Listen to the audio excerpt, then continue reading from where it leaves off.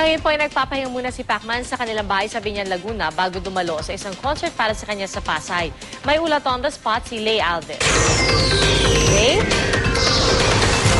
Pia, nagpapahinga ngayon dito sa kanilang tahanan sa Binyan, Laguna ang mag-asawang Manny at Jinky Pacquiao. Mula sa Midas Hotel kanina kung saan nakasalo sa agahan ng pambansang kamao ang mga opisyal ng GMA Network, dumiretso dito sa Binyan ang mag-asawang Pacquiao para magpahinga. Ipinagdiriwang ngayong araw ng anak nilang si Michael ang kanyang 11th birthday at ang kanyang birthday wish. My dad to be safe and have fun in Jensen for the Christmas break. Are you looking forward to your vacation in Jensen? Yes, Why do you want to celebrate your birthday in Jensen? because my cousins are there. Excited na nga ang magkakapatid sa kanilang pag-uwi sa Jensen sa Biyernes. Doon mag-celebrate ng birthday si Michael para makasama rin niya ang kanyang mga pinsan. Nasa eskwela pa ngayon ang magkakapatid na Michael, Jimwell, Princess at si Queenie ay kakauwi lang ngayon. Kaninang umaga pa lang ay excited na ang magkakapatid na makapiling muli ang kanilang daddy at mommy.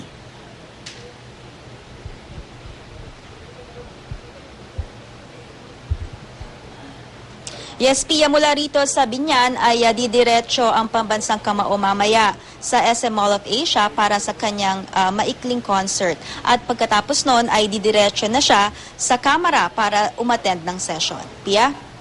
Lay, linawin ko lang, no? So pagdating ni Pacman, lahat ng apat na bata nasa eskwelahan na?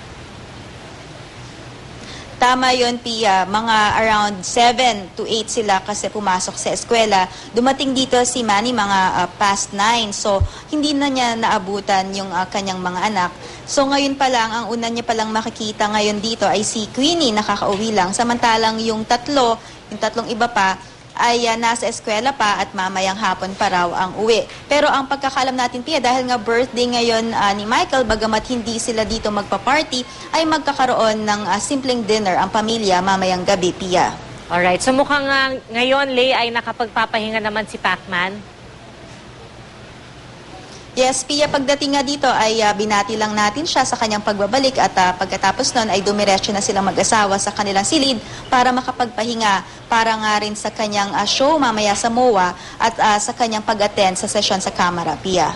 Maraming salamat, Lay Alves.